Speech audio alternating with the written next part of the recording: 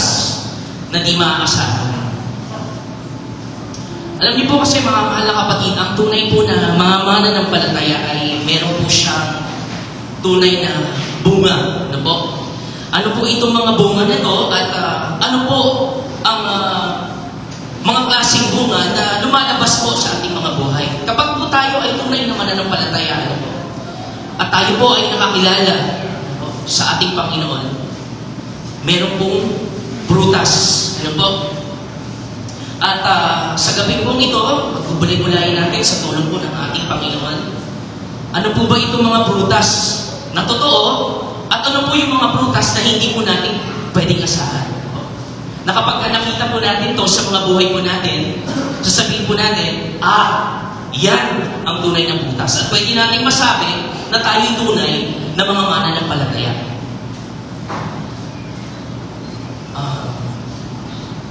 Mga kapatid, ang Ebanghelyo po kasi, ito po ay may kakaibang kapangyarihan sa mga buhay po natin. Naniniwala po ba tayo po doon? Amen po? Naniniwala po dapat tayo na itong Ebanghelyo ay meron po siyang kakaibang kapangyarihan. Meron po siyang, kaya niya pong mag-produce ng mga prutas na lumabas sa mga buhay po natin. Sabi ko nga po, kapag po tayo yung mga tunay na mga mananampalataya, meron po talagang prutas. Amen po?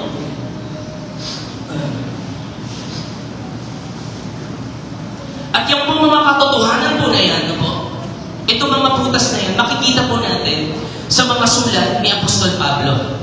Yung mga katotohanan po niya. Sige po, pasensya na po kayo, inano ko lang po sa English para po buksan na lang po natin yung Biblia po natin sa Colossians. Chapter 1, verse 5 to 6.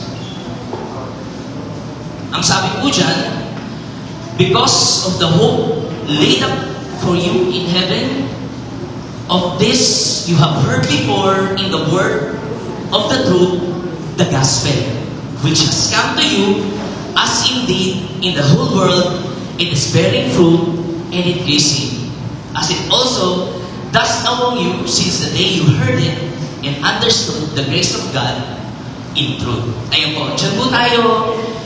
Sinama ko na po yung verse 5 dyan, pero yung verse 6 po, diyan po tayo tututok na purihin ng ating Panginoon.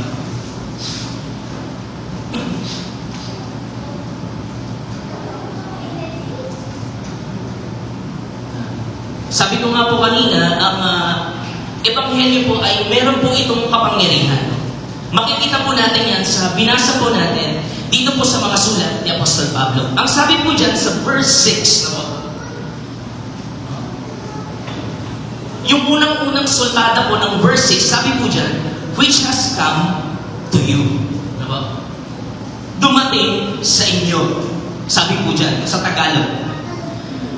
Ang, parang iba po pag sinabi na dumating na ba yung bag ko na binigay ko sa iyo. Pero iba rin po na dumating na ba yung bag na pinadala ko o dumating na ba yung bag sa inyo. Parang yung bag, parang may buhay na po na dumating sa kanila. Kaya ang sabi dyan, which has come to you. Parang po siyang tao na dumating sa kanila. Ano po? Pangalawa po, na makikita po natin dyan na ang Ebanghelyo ay may buhay. Ano po? Ang sabi po dyan, it is bearing fruit. Ano po? Tulad po ng isang puno, ang Ebanghelyo po ay namumunga. Amen po? Yan po yung nakalagay po dyan. It is bearing fruit. Paano po natin masasabi na ito ay bearing fruit? At ang Ebanghelyo ay may kapangyarihan? Kaya po nitong lumikha ng mga bagong mga nananampalataya. Ano po? Pangalawa po, kaya nitong mag-produce ng mga magagandang ugali sa mga buhay natin. Ano po? Yung ating mga karakter, yung ating mga personalidad. Kaya-kaya po nitong baguhin ng Ebanghelyo. Pangatlo po, kaya rin po nitong tayo palaguin spiritually. Pag tayo nakakilala na sa Panginoon, ano po? Lalo pa tayong lumago. Ito po ay nagbubunga. Ano po? Ito po ay lumalalim. Yan po ang kayang gawin ng Ebanghelyo sa mga buhay po natin. Kaya po siya bearing fruit.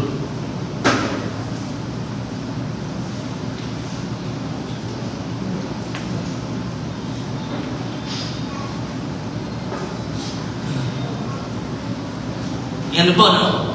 Ang Ebanghelyo po, ang sabi po ni Apostol Pablo, hindi lang po siya parang tao na dumating sa inyo.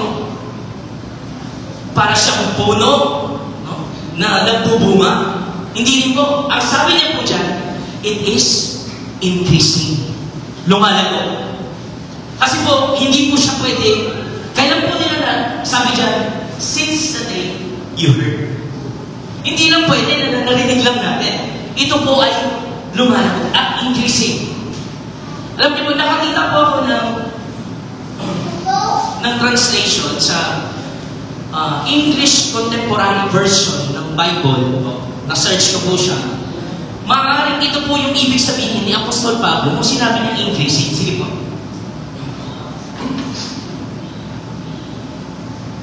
The good news is spreading. Yan po yung kasunod po niya na ng increasing sa Bible.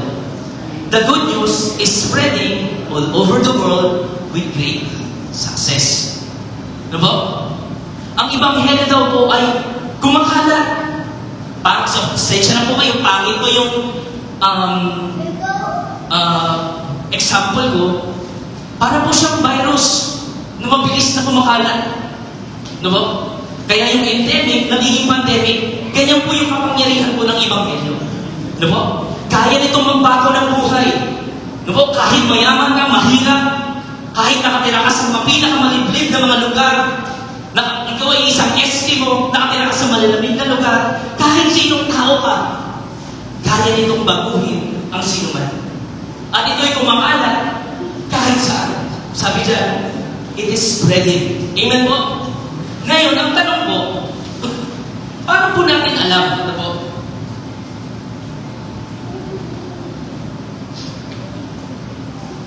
Paano natin malalaman na itong Ebanghelyo na ito na dumating sa ating mga buhay ay totoo?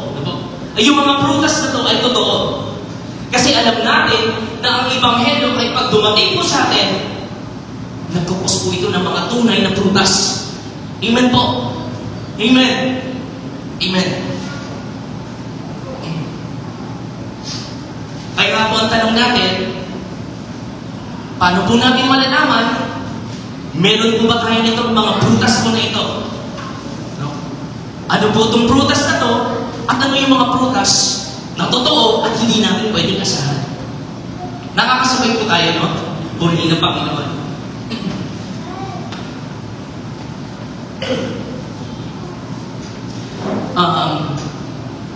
Alam niyo po, mamahal na kapatid, sa palagay ko po kasi, sa aking pong palagay na po, meron pag ito yung Ebanghelyo na ito na dumating sa ating mga buhay. Meron po itong mga... Kasi ang sabi po dyan, doon na po ako puri ng Panginoon, doon na po ako nag-focus sa increasing. Kasi po kaya may increasing, meron pong manimula. Amen po? Meron po, tama? Meron. Kasi sabi po dyan, increasing and bearing fruit. Hindi pwede na tumubo na, kinuha, tapos hindi na po siya tutubo ulit. Hindi po pwede gano'n. Amen.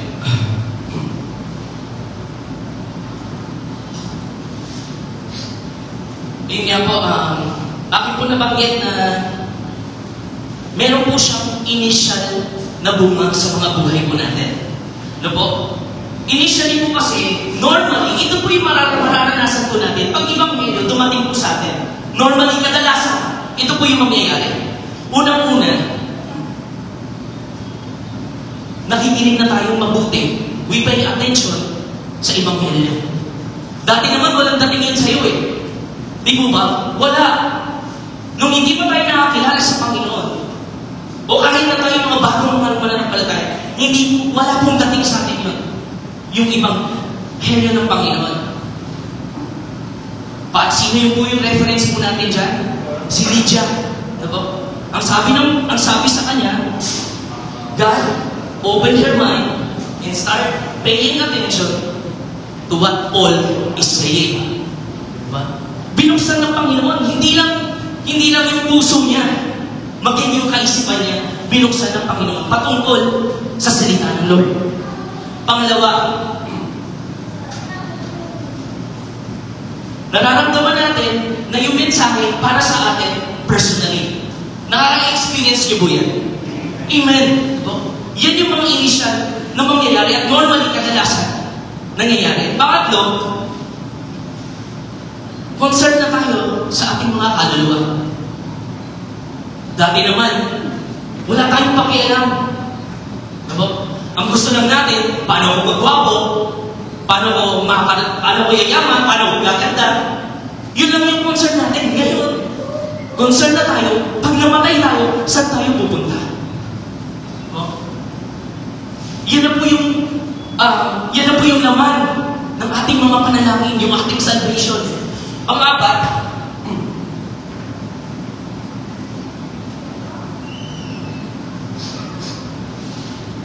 nakukumbit na rin po tayo ng mga kasalanan.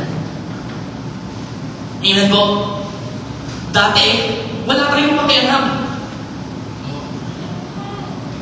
Wala tayong pakialam kung ano yung gawin natin. Sabi ng survey, okay lang daw magsama kahit hindi kasal. Okay na yun. Yun ang normal naman yun eh. Pero, kinukumbit tayo. Ito ang sabi ng Panginoon sa ganitong mga bagay, Lord, susunod na po dahil sinabi mo to. Ganun na, ano po? Panglima po, tayo po ay dinadala ng Holy Spirit para makilala po natin ang Panginoon in an intimate way. Amen po? Dinadala tayo ng banal na Espiritu. Kung ano talaga yung ginawa ng Panginoon sa atin, nung tayo pa hindi nakakilala sa Panginoon. Dati, ang tingin lang natin sa Panginoon para siya si Santa Claus. Kung gusto natin humingi ng pera, dati pag may sakit tayo, ang tingin lang natin ang Panginoon parang doktor. Pagkagalingin ka sa depression,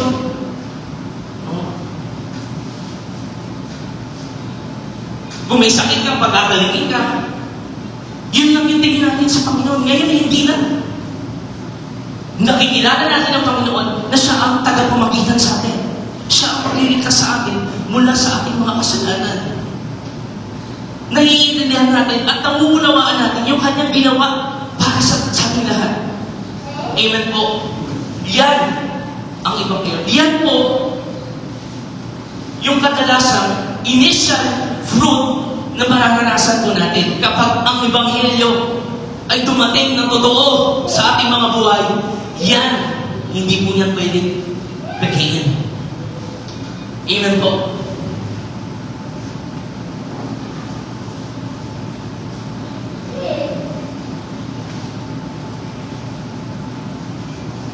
Ngayon, hindi lang po tayo susunod sa isang sinner's prayer. Ano po? Kadalasan po kasi ganun eh. Pag sumunod tayo sa sinner's prayer, automatic, sasabihin natin, born again na tayo. Pero wala yung conviction, wala yung pagsisisi sa mga kasalanan, hindi niya naiintindihan kung sino talaga ang Panginoon at ang ano ang kanyang ginawa para sa atin. Hindi lang po natin, dahil may sakit ka, sumunod ka, pagagalingin ka niya. Alam niyo po kasi malungkot po ngayon.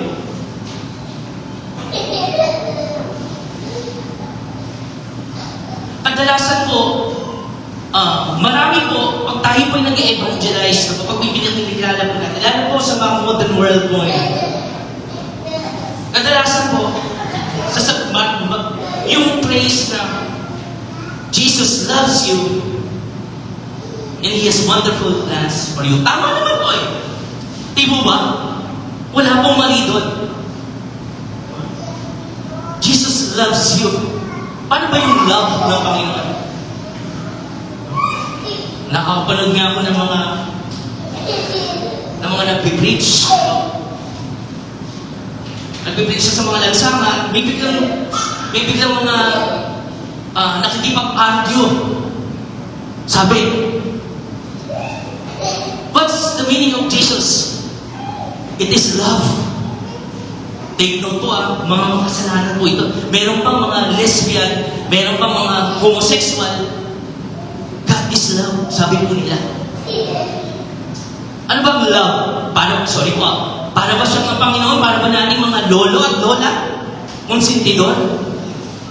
Ano yung plans? Plans na yumaman ka?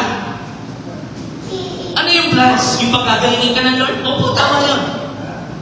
Pero paano kaya? Na-imagine mo lang po. Paano kaya kung sinashare natin si Henry C? Ibo ba? He has wonderful plans for you.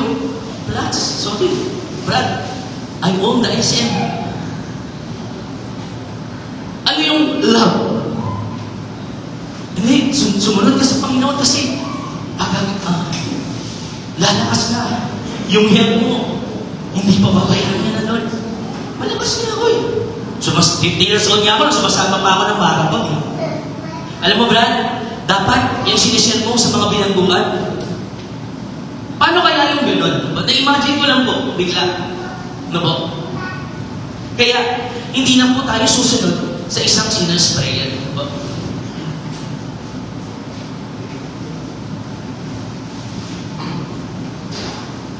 Pero, sabi ko nga po, tandaan po natin, ito po ay panimula lang po. Ito ay beginnings ng fruit bearing. Panimula pa lang to. Ang sabi ko dyan, yan ay lumalago. Increasing. Ano po?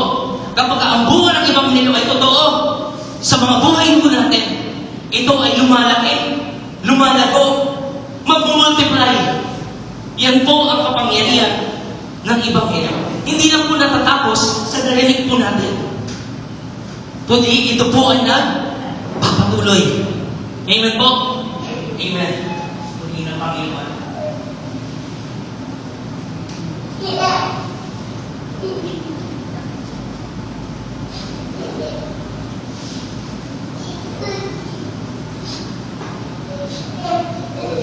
So, hindi po talaga natin pwedeng sabihin na ako, born again talaga ako.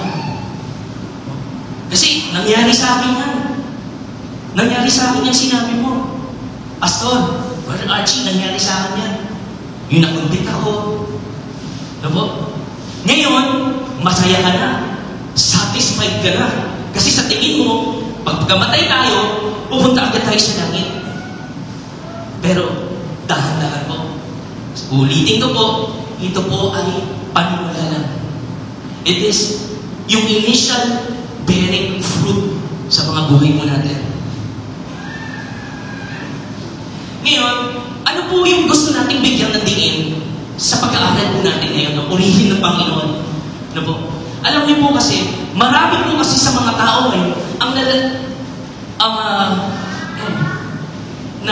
nabigo po, ano tawag po doon? Marami po sa mga tao ang para po silang nadisip, nalilinang sa mga ganitong mga pagkakamali.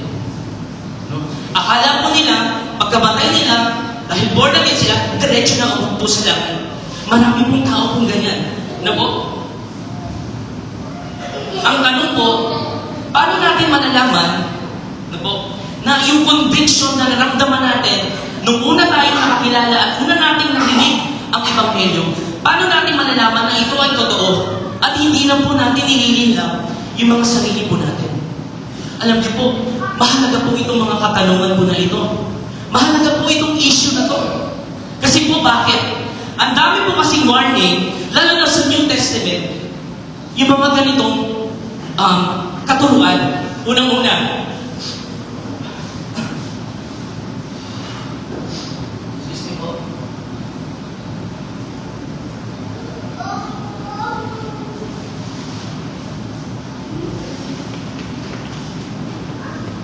buksan niyo po ang inyong mga Biblia sa 2 Corinthians chapter 2. 2 Corinthians chapter 13, verse 5. Tingnan po natin yung sinabi ni Apostol Pablo.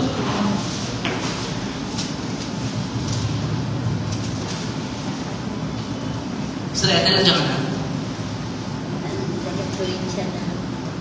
13, verse 5. Subukin ninyo ang inyong mga sarili kung kayo'y namumuhay ayon sa pananampalataya. Suriin ninyo ang inyong sarili, Hindi ba ninyo nalalamang na sa inyo si Kristo Jesus? Maliban na lang na kung kayo'y mga bigo sa pagsubok. Amen. Ang sabi po dyan ni Apostol Pablo, examine yourselves. Test yourself whether you are in the faith. Alam niyo po, ang kausap po ni Apostol Pablo po dito, alam niyo po kung sino? Mga mananampalataya po. Ang sabi niya po dito, test yourselves. Hindi po natin pwedeng sabihin na born again ako 10 years, 15 years ago.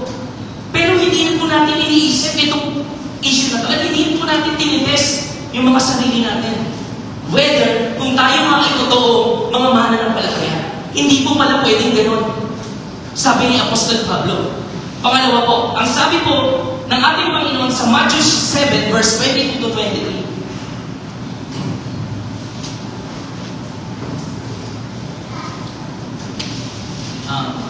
Ate Carly, diyan ka na po. Matthew 7 verse 22 to 23 po. Ito po ang sinasabi.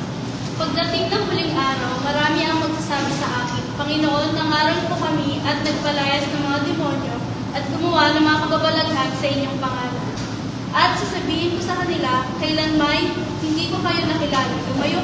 Lumayo kayo sa akin, mga mapaggawa ng masama. Amen. Nasabi po dyan, many, marami. O akalain niyo po, no, may milagro ka na sa buhay mo, and yet sasabihin sa iyo ng Panginoon, no, hindi kita kilala. Ginagamit mo pa yung Panginoon, and yet, sasabihin sa iyo ng Panginoon, hindi kita kilala. But today, pakibasa, Lucas chapter 17, chapter 13, 25 to 27. Ito, panghuli na po ito. 25 to 27. Sinasabi,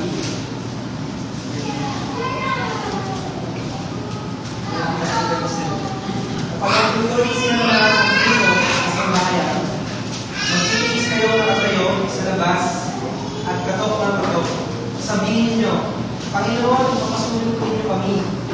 Sasagutin niya kayo, hindi ko alam kung taga saan kayo. At sasabihin ninyo, kumarang po kami at uminom na kasano ninyo. At nagturo pa kayo sa mga lansangan sa namin. Sasabihin naman ng Panginoon, hindi ko alam kung taga saan kayo. Lumayo kayo sa akin, kayong lahat na nagsisigawa ng masama. Amen. Ito po, no, sabi ng Panginoon, kahit ng tao, kumakatok. Lord, pasok ako. At teka, hindi ko alam kung saan ka galing. Pero Lord, nandun ako, Lord. Yung nagtuturo ka sa mga lansangan, Lord, nandun ako. Yung nagpakain ka sa bundok, nandun ako, Lord. Nakikinig ako, nakita ako, na gumawa ka ng mga himala. Alam niyo po ang sabi ng Panginoon? Lumayo ka. Hindi ko alam kung saan ka galing. Ewan ko po sa inyo mga kapatid, natatakot po ako dito. Ito po ay isang nakakatakot na katotohanan sa ating pong lahat. Amen po. Alam niyo po, ito po ay pagpapala sa ating pong lahat. Test ourselves whether we are in the faith. Sabi ni Apostol Pablo. Ngayon, paano po natin malalaman? Ito po ang sabi ng ating Panginoon sa Matthew chapter 7. Verses 16 to 20. Makikilala ninyo sila sa kanilang mga gawa. Mapipitas ba ang ubas sa puno ng dawag? O ang igos sa matitinik na halaman? Mabuti ang bunga ng mabuting puno. Subalit, masama ang bunga ng masamang puno. Hindi maaaring mamunga ng masama ang mabuting puno at hindi maaaring mamunga ng mabuti ang masamang puno. Ang bawat punong hindi mabuti, ang bunga ay puputulin at itatakot sa apoy. Kaya makikilala ninyo ang mga hindi tunay na propeta ayon sa kanilang mga gawa. Tignan niyo na po. Prutas. Doon po natin makikilala yung prutas sa kanyang buhay. Pagka yan ay hindi totoo, sirang puro po yan. Pero pagka yan ay lumalago, nagbubunga, sabi ng Panginoon, yan ay mabuting puno. Amen po. Prutas. Amen. Ngayon po, ano po yung mga prutas na hindi po natin pwedeng asahan? Bago po natin siya pagbulay-bulay, pakita ko po muna sa inyo yung isang illustration.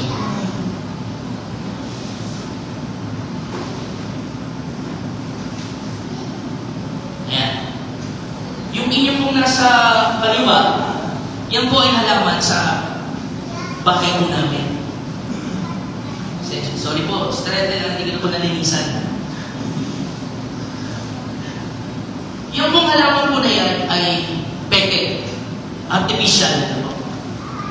Pero po yung mga nandito sa kanan po ninyo, yan po ay tunay na puno. Ano po? Similarly po, sa buhay po natin, pag ang ibang hiyan po ay dumating na totoo sa mga buhay po natin, yung peke po na yan, bigyan niyo lang po yan ng mga ilang taon, sira na po yan, papalitan rin po yan, mabubulog. Ito po, nasa kanan, bigyan niyo yan ng maraming taon, magbubunga po yan. Ganyan po ang ating ebanghelyo. Merong mga prutas. Amen po. Ngayon po, sabi ko nga po, ano po yung ebidensya para malaman po natin na ito'y totoo? Disclaimer lang po. Pwede yun po ay totoo, pwede rin po hindi. Para po masabi po natin na at matest po natin yung mga sarili po natin. Unang-una,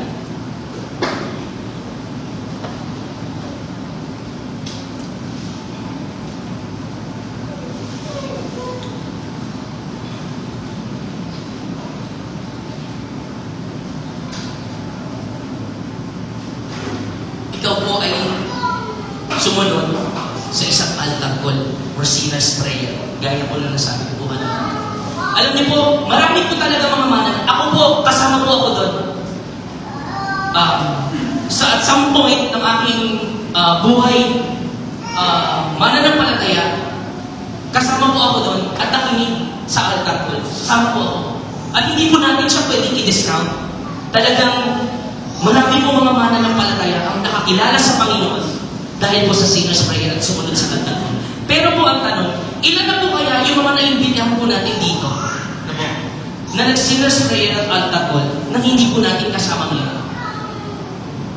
Para po kasi siyang mathematical formula na kailangan sundin para masabi na tayo ay mga mananampalataya.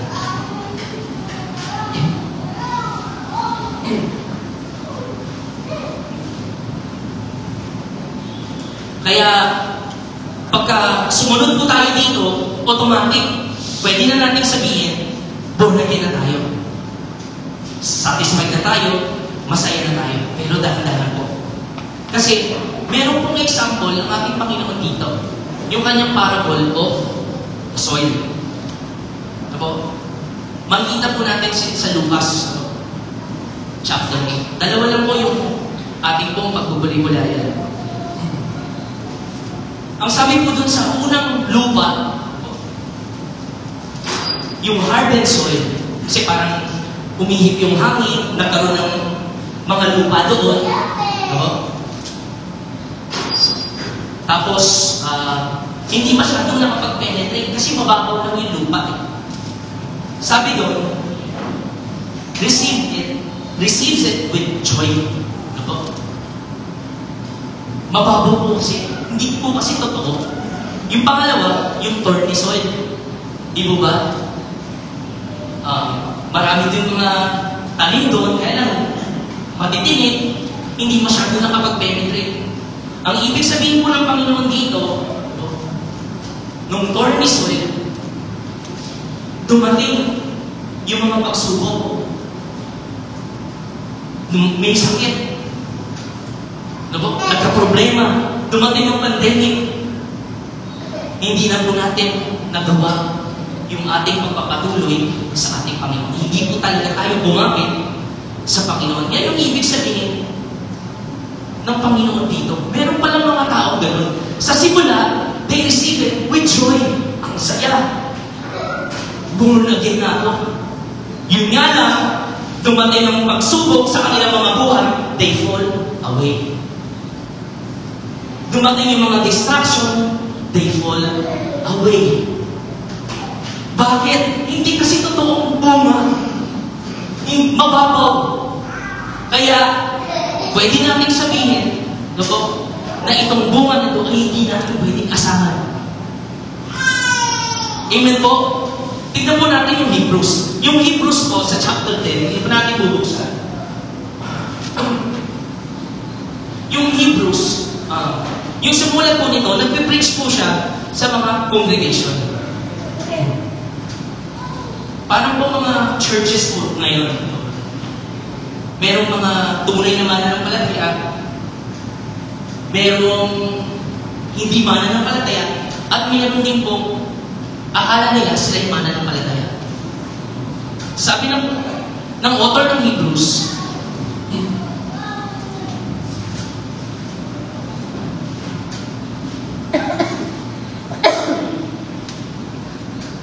sabi po dito, do not lose your courage, then because it brings with it a great reward. You have deep endurance, sabi ng ibang translation. Kasi po, pinapersecute po yung kanilang church. Ano? You need to be patient in order to do the will of God and receive what He promised. Ito, nag-quote na po siya ng scripture sa Old Testament. For the scripture says, just a little while longer, and he who is coming will come, and He will not delay. Ito po ang sabi ko sa salita ko ng Panginoon. My righteous people, however, will believe and live. But if any of them turns back, I will not be pleased with them. Diba? Kasi nga po, pinipersecute po yung church nila eh. No? Ngayon, sabi ko nga po, nagpipreach po siya sa mga halo-halo na kongregasyon. Sabi nyo dito, and if he shrinks back, pag hindi ka nagpatuloy, pag ikaw ay tumalikod sa Panginoon, at some point, bago dumating ang Panginoon o bago kang mamatay, sabi dito ng Panginoon,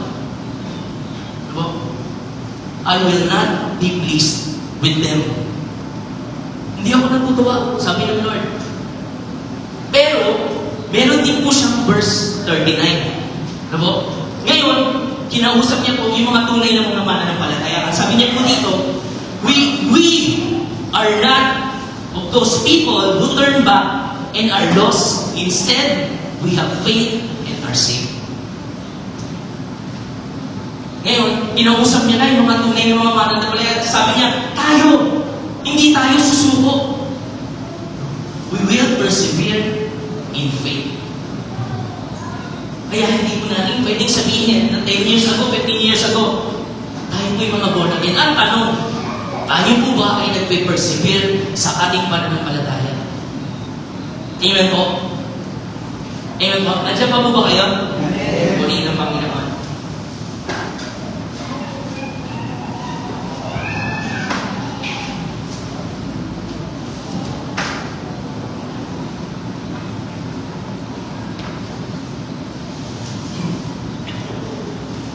Pangalawa po, ano pa po yung mga prutas na hindi po natin pwedeng asahan?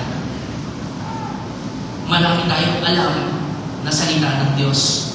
Or para po siyang yung mga essential na kapuruan. Siya po ay mga doctrines ng Panginoon. Marami tayong alam na doctrines.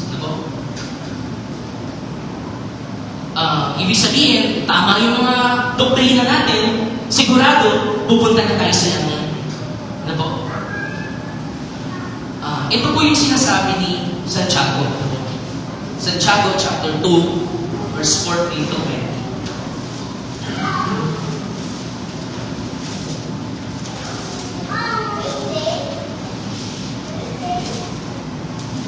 Sino po yung unang makakita o makikisuhin mo ng basa? Santiago chapter 2, verse 14 to 20.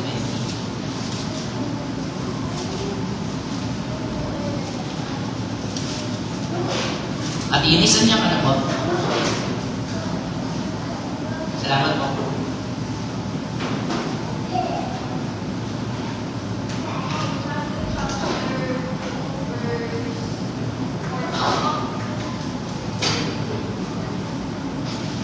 To 14 to 20.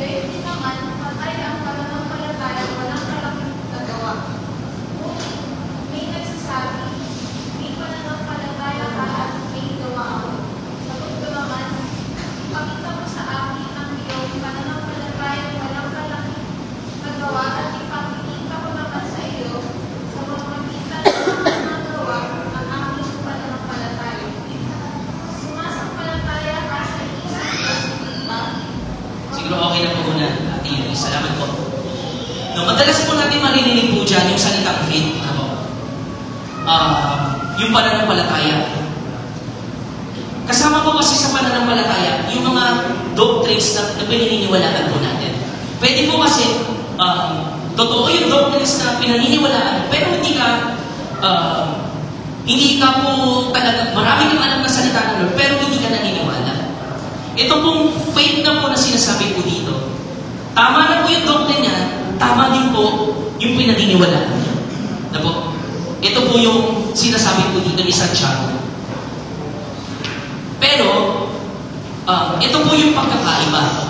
Kinaklaro niya po yung ibig sabihin ng faith at yung pinaniniwalaan po natin. Sabi po dito,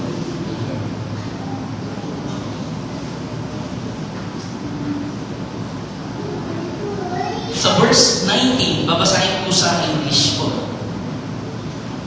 You believe that God is one? You do well. Even the demons believe and shudder. Alam niyo po, yung pagkakasabi po dito ni Santiago, sarcastic po siya dito. Hindi niya po sinasabi na parang melodramatic na. Hindi. Sarcastic po siya. Sabi niya, kasi kung titignan niyo po yung susunod na verse, sabi niya, you fool! Parang yung sinasabi, ikaw, pogi ka, oo, ang dami niya na siya yun. Pero ang totoo, hindi.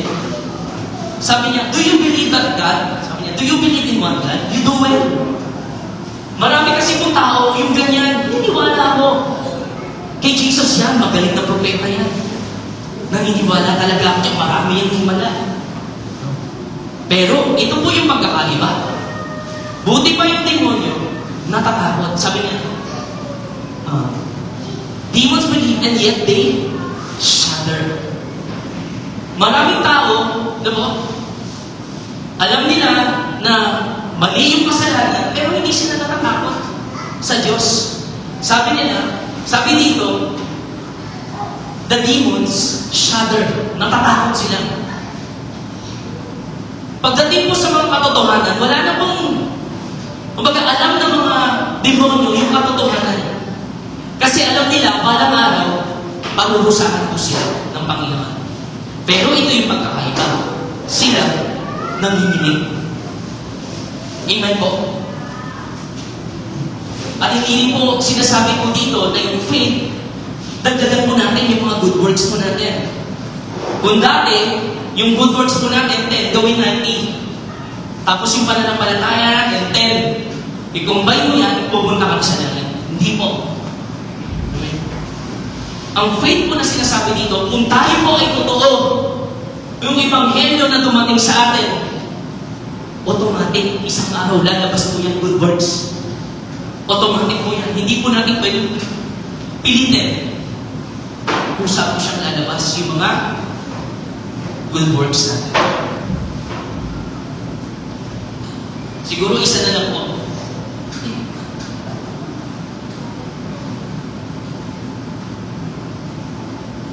Nandiyan pa po ba kayo? Salamat po sa Panginoon. Ano ba po yung mga prutas na hindi po natin pwedeng asahan?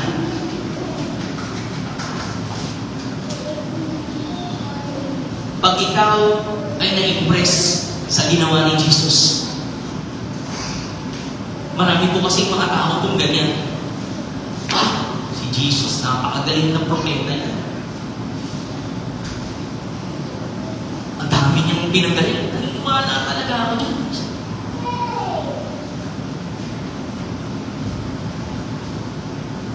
Yung mga patay, pinuhay. Yung mga bulag, nakakita. Naniniwala talaga.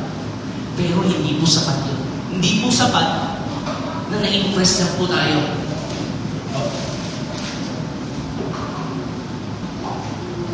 Tingnan niyo po dito sa Aklat ni Juan, chapter 2. Verse 23 to 25.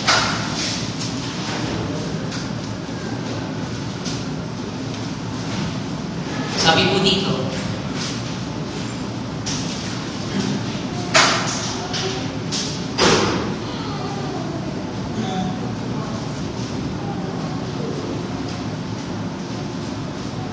nang pista ng Pasko ay nasa Jerusalem si Jesus.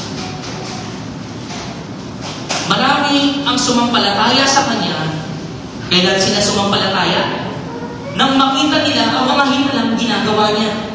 Subalit, hindi nagtitiwala sa kanila si Jesus sapagkat alam Niya ang kanilang mga iniisip.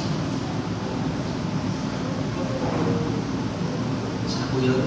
Hindi na kailangan may magsabi pa sa Kanya tungkol kanino man sapagkat nalalaman Niya ang kalooban ng lahat ng tao.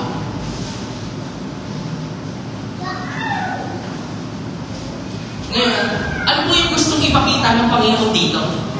Ito po mga taong po ito, naniniwala lang sila kasi na-impress sila sa ginawa ng Panginoon. Alam niyo po kung bakit? Kasi po, hindi sila willing na pumunta doon. Hindi sila willing na sabihin nila sa kanilang mga sarili na, Panginoon, hindi ka nang gumagawa ng himala. Ikaw ang aming tagapagligtas. Ikaw ang tagapagligtas sa aming mga kasalanan. Panginoon, hindi na kami yung nabubuhay sa amin. Ikaw na ang nabubuhay sa amin. Panginoon, kahit anong iutos mo, susundin namin. Kahit anong sabihin mo, gagawin namin. Hindi sila willing pumunta doon. Lahat sila na-impress sa Panginoon. Alam niyo po kung bakit? Kasi kung pupunta pa kayo, kung babasahin po yun yung Gospel of John, pag pumunta po kayo sa chapter 6,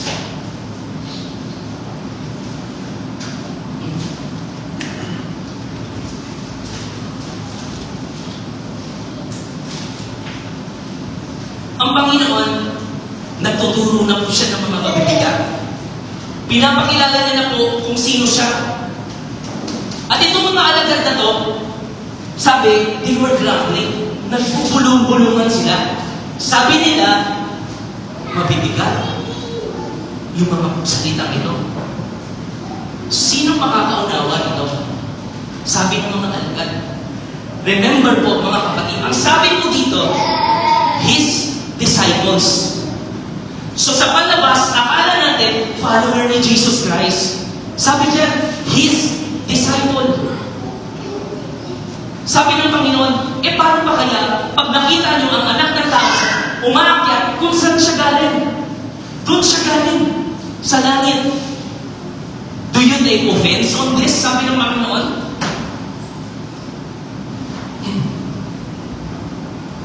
Kaya, pagdating sa 66 na po, ng verse, chapter 6, 66, madali po itong tandaan itong verse na ito. John chapter 6, 6. Karamihan sa mga alagad ay hindi na sumunod sa Kanya.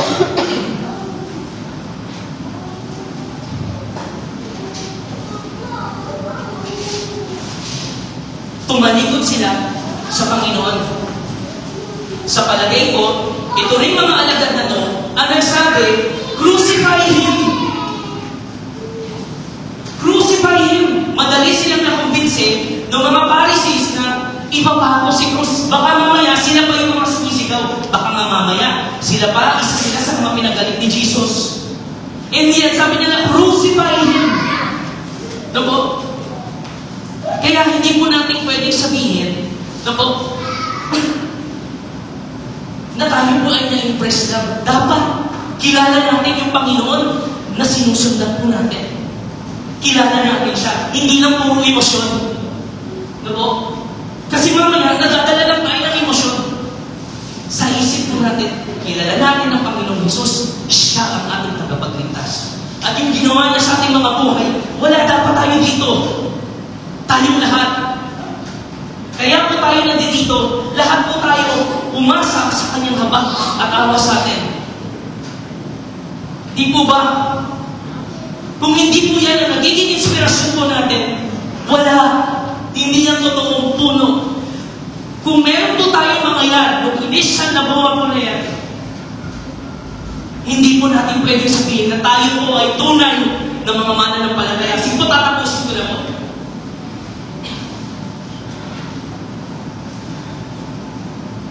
Sige po, sa dulo na lang.